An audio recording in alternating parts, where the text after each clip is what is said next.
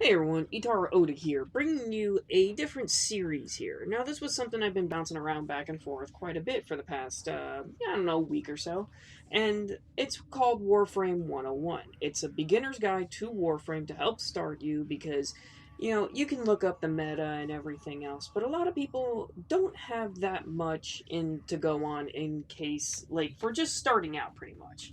So, what this series is, and what the series is going to be, is it's going to be showing you the best way to actually get the best start you can so that way you can get the most out of your game and you can continue playing this game.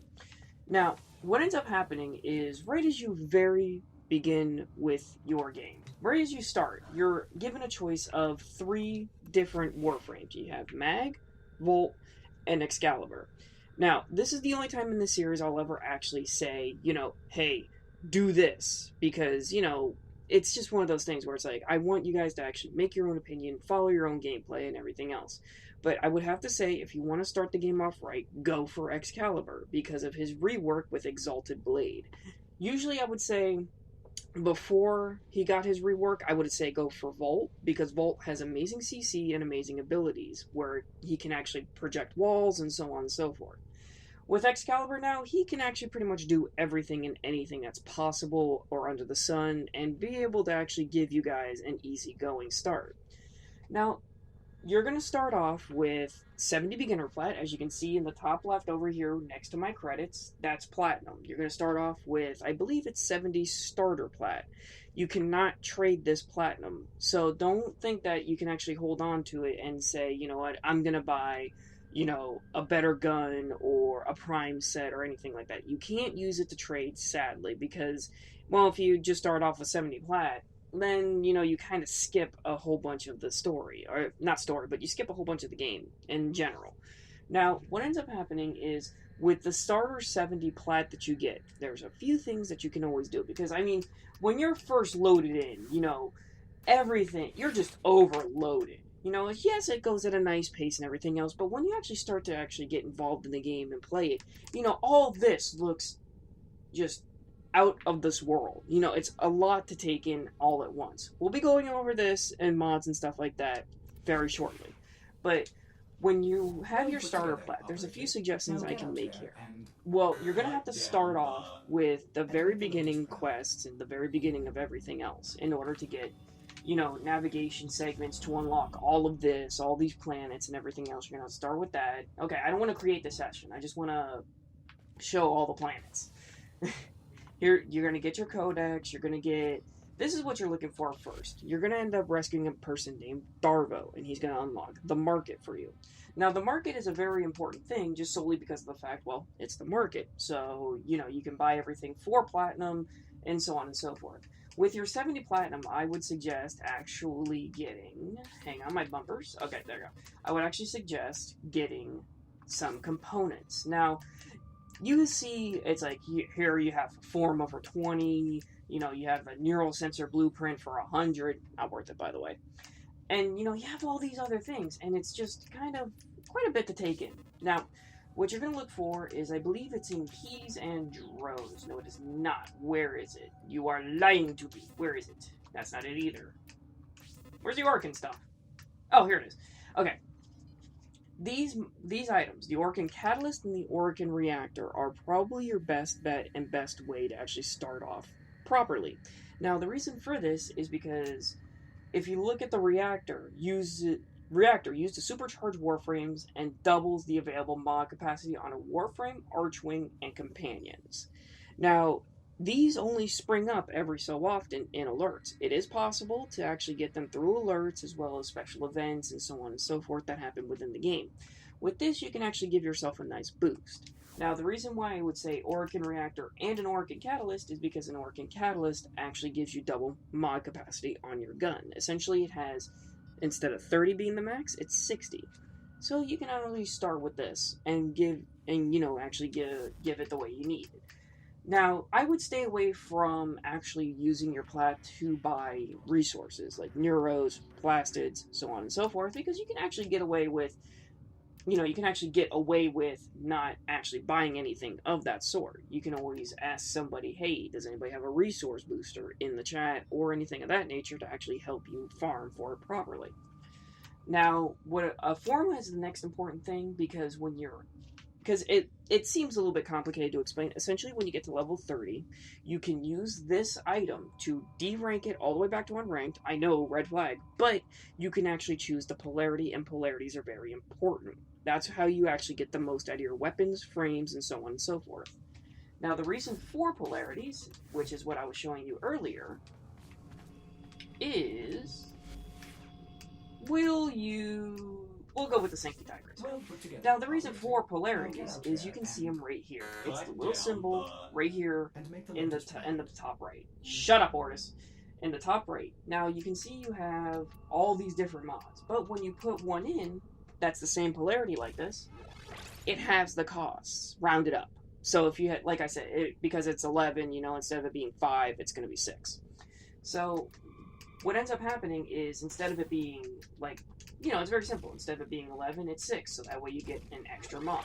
Because, believe it or not, every point counts in this game. So, it's not that much to actually take in. It seems like it's really complicated, but as a whole, it's pretty simple. It's just, it's like, what's that word? You're overstimulated. Because you don't know what's what, really, when you're first starting out. Nobody knows what's what when they're first starting out. So, essentially, it's just, you want to use these mods, you want to use these polarities to actually make things work for you. Now, here's what happens when you put the wrong polarity inside of something. Hang on. Now, we have a massive boost here. It's 15. Oh, that's on... Damn it. I hate that. Oh, wrong one. It goes from 15 to 19, so that's the reason why having your polarities are extremely important. Now, we're going to move on to actual gameplay, actual frames, and so on and so forth. Always look, when you're first starting out, you start getting these beginner quests and everything else, and then you will eventually unlock the codex. Now, here's Warframe and Archwings. Now, as you can see, it's quite a bit to actually read up on, but think about the way you like to play. Think about the way you enjoy games as a whole. If you've ever played any type of MMO, if you've ever played any type of role-playing game such as Diablo or Borderlands is a bad example. If you ever played any type of MMO, or if you've ever played Diablo or anything of that nature where there's a set class with set abilities and so on and so forth, think about what you actually enjoy doing. Do you like to be all out? Do you like to be more of a support, more of a defensive, or, putty, as it were? Me, I immediately gravitated towards Oberon. Now, a lot of people are like, meta and everything else. Don't worry about the meta. Really, don't worry about it. The meta comes when you're fully invested in the game and everything else. But you know what? If you can't get past the beginning stages, what good's the meta? So don't worry about people, saying, oh, you should do this, you should do this. If you ask the question for what is a good mod, what is a good weapon, so on and so forth, that's different. But if somebody's just outright telling you your frame is bad, you should feel bad about it, don't. Because you know what? This game is about having fun. All games are about having fun. And everything in this game can be soloed, except for raids. I'm pretty sure about that. I haven't seen anybody try to solo a raid yet. But it's one of those things where it's like, don't worry about the meta. Don't worry about anything like that, because of the simple fact that, let's be honest here. It's your game. It's the way you want to play. Cater to what you want, so that way you can actually move forward and find the rest of whatever it is that you need. Now, when you're going over... Now, this is another suggestion. I know I said I would only make one, but the first suggestion that I can make that you get very early on, that you would probably have a lot of fun with, is Rhino. Because Rhino is essentially the first taste of you having an all-round build. He has basic damage, a CC, a buff, and he has invulnerability with his other move. Rhino Charge is just a simple, straightforward move. Nothing really. It just causes a hard knockdown on those he collides with. Iron Skin gives him an actual protective coating that protects him from a lot of status ailments and gives him temporary invulnerability. Roar is an attack boost for all allies around you. Rhino Stomp is his CC as well as his ultimate, which is just a massive earthquake and pretty much causes everybody to float in the air for a little bit. Another good starter beginner frame is Valkyr. Now, Valkyr is unlocked through... Hang on one second, I'll show you. It will be marked on navigation. Valkyr is unlocked through unlocking Jupiter. And as you can see, level 17 to 20, 11, it's a very beginner starter planet. And you would just have to harvest this person right here, Alid V, the assassination target. Valkyr is one of the strongest Warframes in the game, and you can get her very early. Excalibur is also extremely strong, but you only unlock him through the final unlock planet, which is Pluto right here. And as you can see, the levels are pretty up there. So that's the reason why I said you might want to just focus on Excalibur first, because of the simple fact that, well, let's be realistic here. Like I said prior, and like I said a few times earlier in this episode, you want to make sure you're playing the way you want to play. Don't let another person play for you. Play the way you want to play. Alright, now, as you can... Okay, now I'm going to show you... I'm going to show you how crafting and so on and so forth works in this game. Now, you need blueprints, and we're just going to pick the Hind here. Now, this is a new thing that's been released, so you don't have to worry about this. It'll show you everything that you need to know about the weapon, and then at the bottom, here's here's the resources you need. Okay? Now, as you can see, it needs Neurodes. Neurodes are an extremely rare resource found on Earth. But other than that, everything else is pretty much a common drop. So, this is a weapon that is pretty average all around. Pretty average all around. You don't really have much to go on, and the Neurode farming can get a little bit tedious. So, that's not exactly a good starting weapon. This weapon, however, the Latron, is an amazing starter weapon because everything you get, except for the plastids, can be found on a very beginning planet. Also, I'm sorry if my voice sounds a little bit crackly and everything else. I'm kind of fighting off something here. 20,000 credits, 5 Morphics, Plastids, Salvage, and Alloy Plates. Now, let's see where we get this. Morphics drop from the very first planet you unlock. There's Circuits and Alloy Plate right there. And Salvage can be found on Mars, as well as Morphics. So, this game is it progresses pretty well.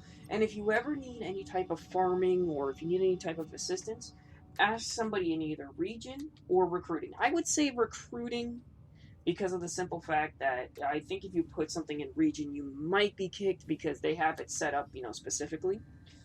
It says recruit for squad or clan here.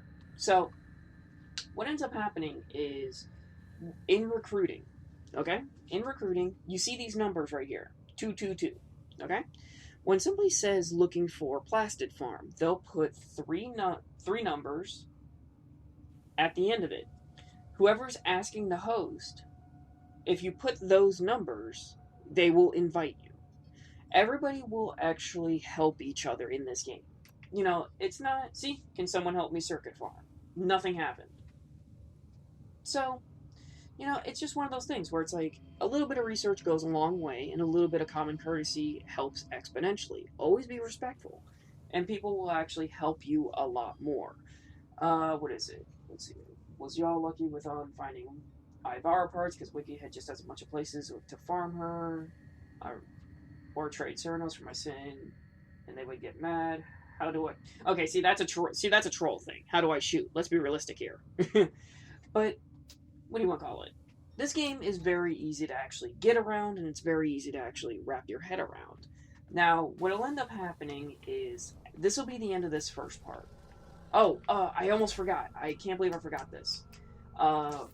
Whoop, that's not it. Hang on one second here. Okay. Now, this is probably the only problem that I actually have with Warframe as a whole. As you can see, my rank mastery is 12 here, right? Now, here's the thing. In order to actually unlock extra Warframe slots, as well as weapon slots, you get 2 for 12, and you have to get and you get 20 for one Warframe slot. You start off, I believe, with 2, or it's just the one, and when you rank mastery up, you get another one. Now, you would want to, as you can see, I have 6, which is pitiful for somebody of my level. I'm just saying that now. That's pitiful for my level because so many others would have pretty much like 26 slots. They would have every Warframe ever. But what ends up happening is you would want to actually think about, do you want 2 Arc reactors and so on and so forth. I forgot all about this. So what you would end up wanting to do is you would want to buy at least 1 Warframe slot for 20.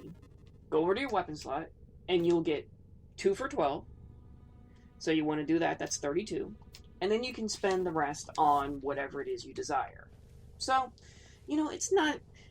The beginner plat is really just to help kickstart you. That's what it's there for. It's not there to actually break the game or, help you actually ignore just ignore the natural progression and so on and so forth. This game is not pay to win or pay to play or anything of that nature. Platinum is just a matter of convenience. That's all it is. Now, I'm going to end the video here. In the next video, I will show you, or I will tell you, the best way to affinity farm, resource farm, and so on and so forth. Now, there will be credit farming and everything else. Remember, this is just a starter guide. This is not for the meta. This is not for anything else. This is just to help get you guys off the ground. So, in the next episode, we'll talk about resources, we'll talk about syndicates, and then we'll actually delve into some really good starter weapons and, in depth. So, I hope you guys enjoyed this. Please, if you support the series or if this has helped you in any way, please leave a like, comment, subscribe, because there will be a lot more of these in the future. If I have to say anything, I thank you guys for watching and supporting me and everything else. And I hope you guys enjoyed this. Take care and be safe. I'll see you in the next part. Later!